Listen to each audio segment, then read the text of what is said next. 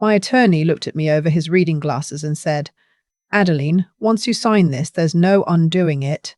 Are you absolutely certain?" I told him I'd never been more certain of anything in my life. He went quiet for a moment, picked up his pen, set it back down. "You built this over 40 years. I know exactly how long it took," I said. "That's why I'm here." He slid the papers across the desk. I signed every page.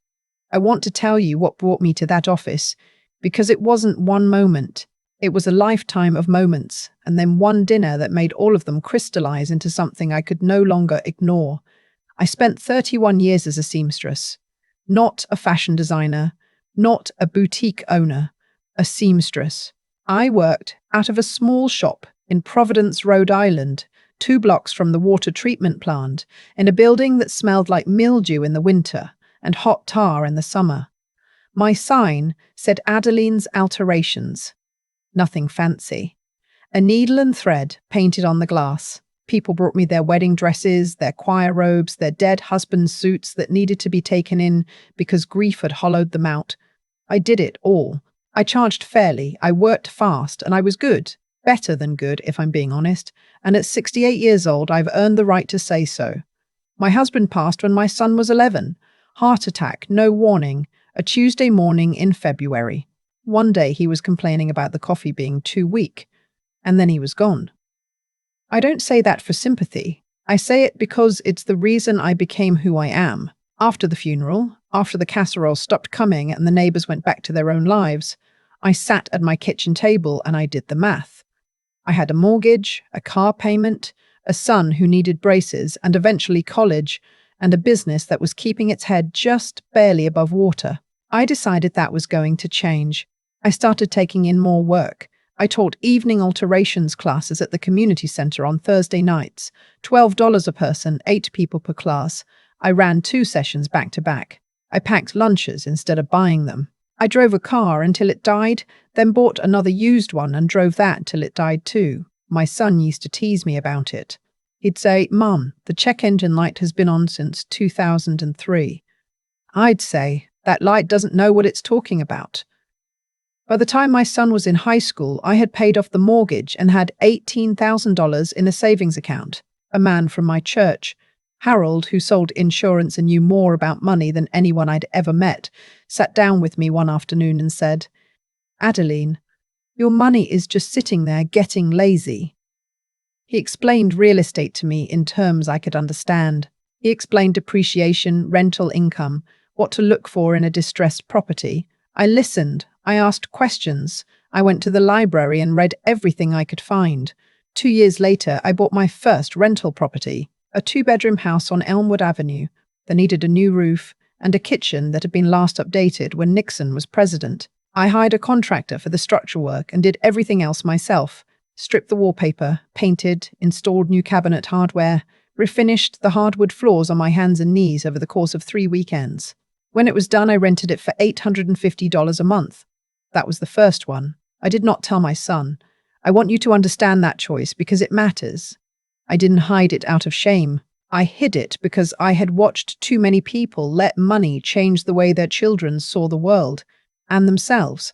I wanted my son to grow up knowing that work meant something, that you didn't wait for someone to hand you a life, that a woman with a needle and thread and a plan was not someone to underestimate.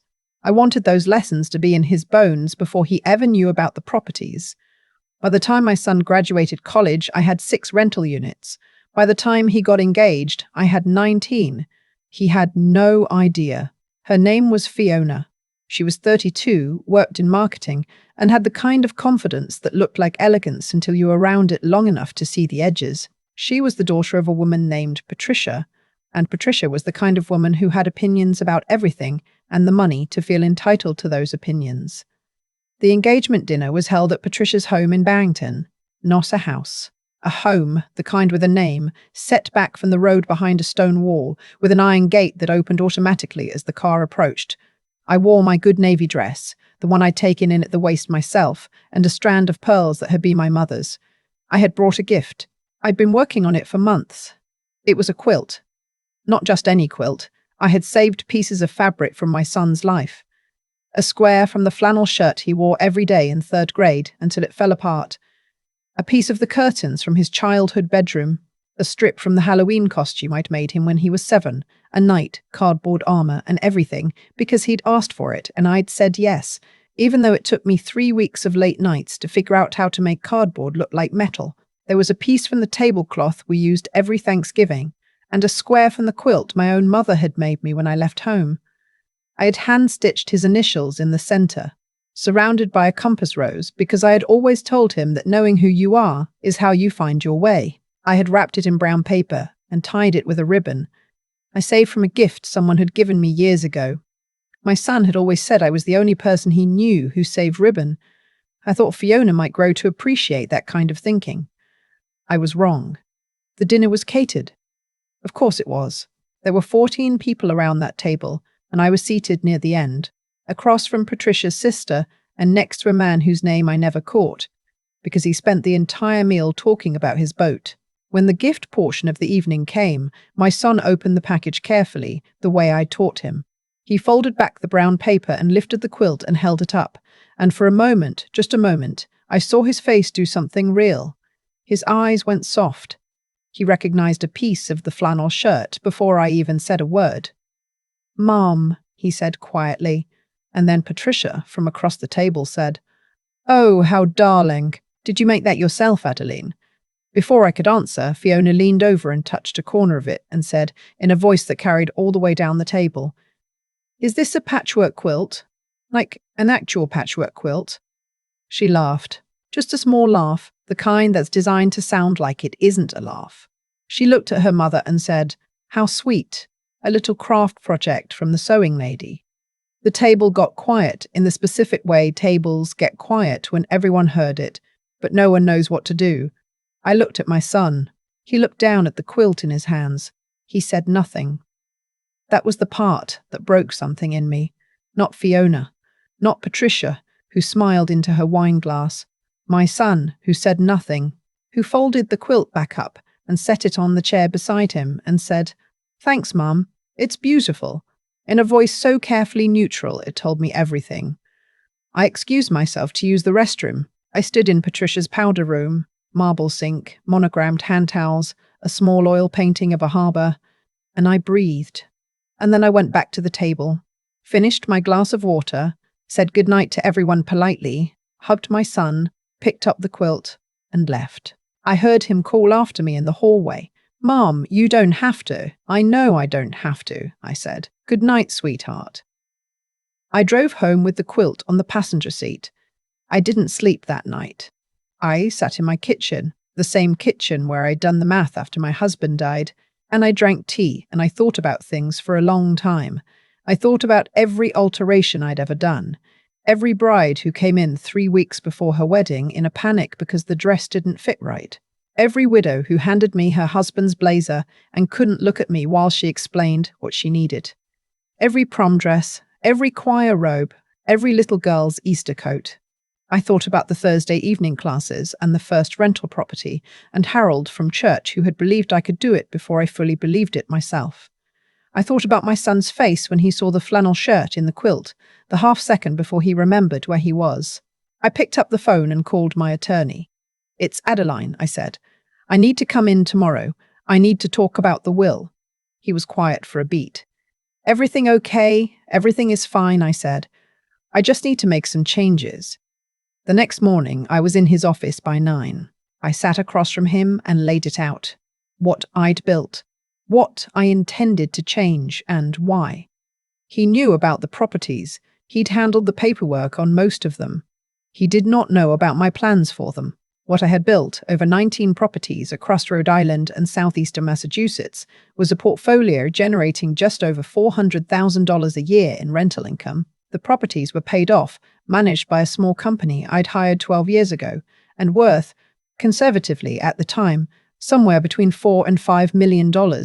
My son, as of the night before, had believed his mother was a seamstress who lived in a small house in Providence and clipped coupons. I revised the will so that the properties would pass to a charitable trust I established that morning, dedicated to vocational training programs for women over 40 re-entering the workforce.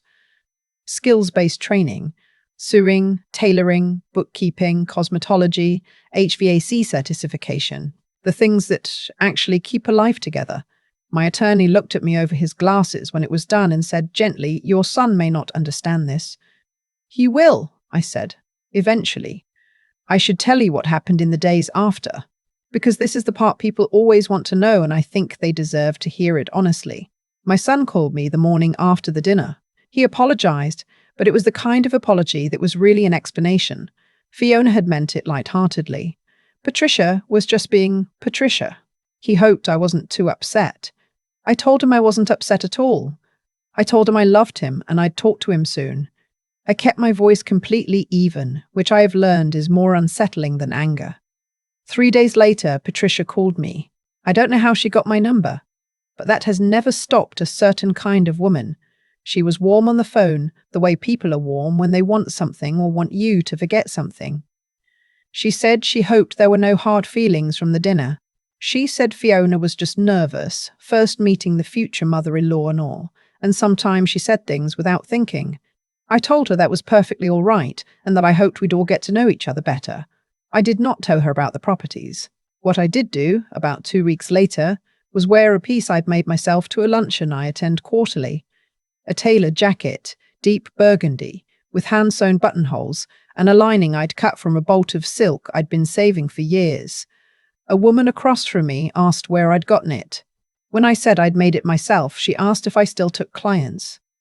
That led to a conversation, which led to another one, which eventually found its way through the particular social circuitry of women who lunch and talk and know each other's business, back to Patricia. I heard through my son that Patricia had asked Fiona to ask him to ask me whether I might be willing to make something for an event Patricia was attending. A gala, apparently. Something appropriate, she said. Something with a little craft. My son called me about it with the careful tone of a man who knows he is in the middle of something but isn't sure of the dimensions. "I don't take new clients anymore," I told him. Silence on his end. "Mum," he said finally, "can I come see you?" He came on a Sunday. I made coffee.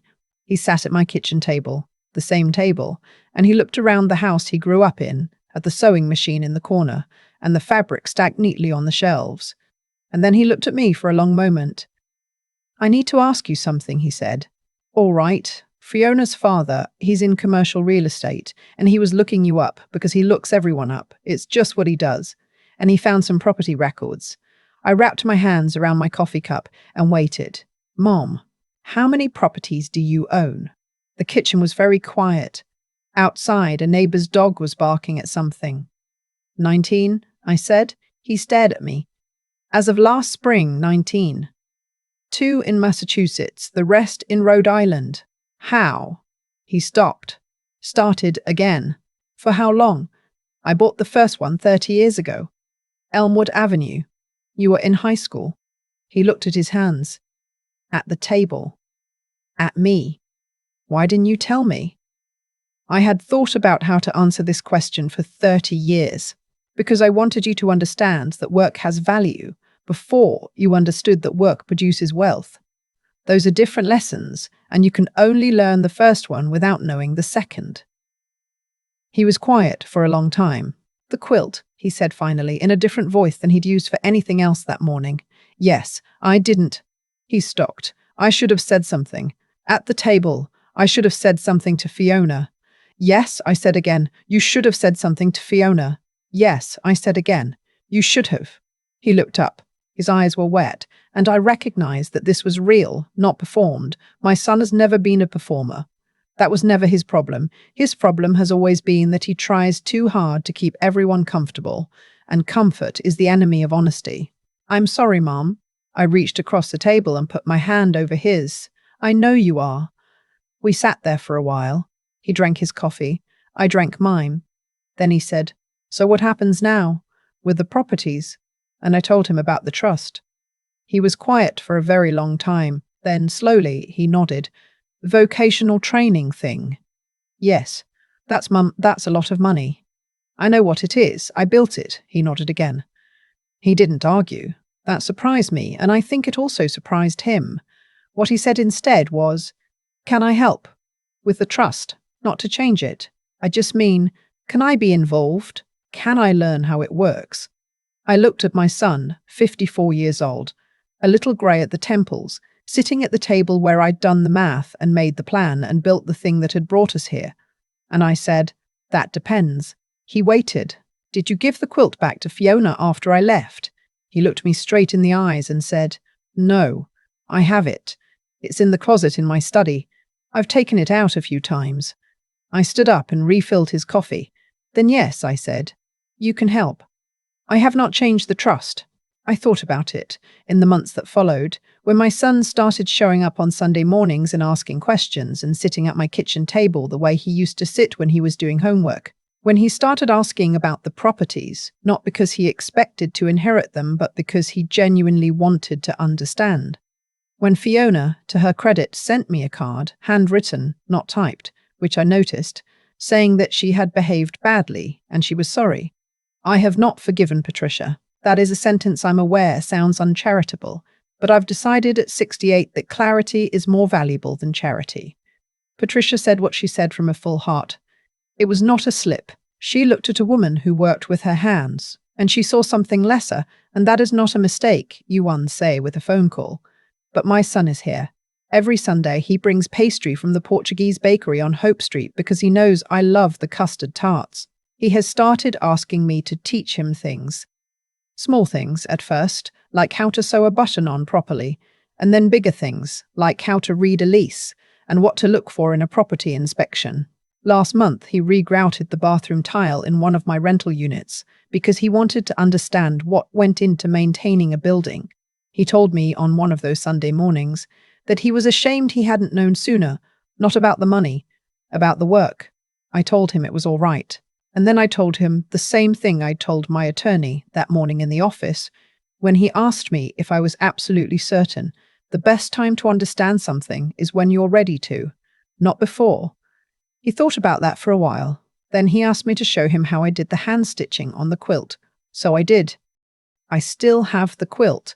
It's folded over the back of the armchair in my bedroom, the one by the window where I do my hand stitching in the mornings. Sometimes I look at it and think about all the things a person carries that no one else can see. I've thought a lot about cause and effect since that dinner in Barrington, not in any mystical sense. I don't believe the universe was keeping score, or that Patricia got what she deserved because some invisible ledger balanced out. I believe something simpler and harder than that. The choices we make, quietly, over years, become the life we live. Every Saturday I stayed in the shop instead of going out. Every property I bought and fixed up with my own hands. Every Thursday night class I taught to women who needed a skill and a second chance. None of it was pointed at anyone. It was just what I believed was right, and I did it anyway, even when no one was watching. Especially when no one was watching. That's the thing I want to say plainly, because I think it gets lost. Doing the right thing when it costs you something is not the same as doing the right thing when it's convenient. I raised my son alone. I kept my word to every client who walks through that door. I built something real without cutting corners or waiting for permission. That wasn't strategy. That was just who I was trying to be. And it turned out that who you are trying to be, consistently, imperfectly, over decades, becomes who you actually are. What Fiona saw at that table was a woman with needle-worn hands and a brown paper package. She made a calculation in about 3 seconds and she was wrong.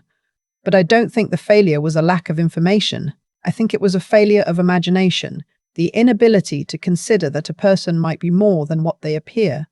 That's a kind of blindness that has nothing to do with intelligence and everything to do with character. You can be educated and still not know how to see people. My son had that blindness too for a moment. He looked down at the quilt and said nothing. I understand it now better than I did that night. He was scared of Fiona, of her family, of disrupting the life he'd built. Fear makes cowards of people who are otherwise decent, but cowardice, even understandable cowardice, has consequences. His silence cost him something, not the money, the trust. And he knew it. What moves me when I think about those Sunday mornings now is that he didn't ask me to undo the trust. He asked if he could help with it. That told me more about who my son actually is than anything that happened at that dinner. He chose to grow toward something instead of away from something. That takes a different kind of strength than the kind people usually talk about. Not the strength to fight back, but the strength to sit down at a table, admit what you got wrong, and ask to learn.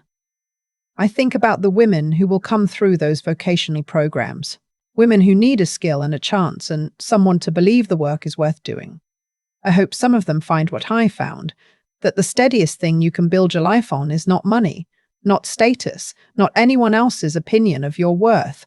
It's the knowledge that you showed up, you did the work, and you didn't quit when it would have been easier to quit. My son re-grouted a bathroom tile last month and called me afterward, genuinely proud of himself. I told him his father would have loved that.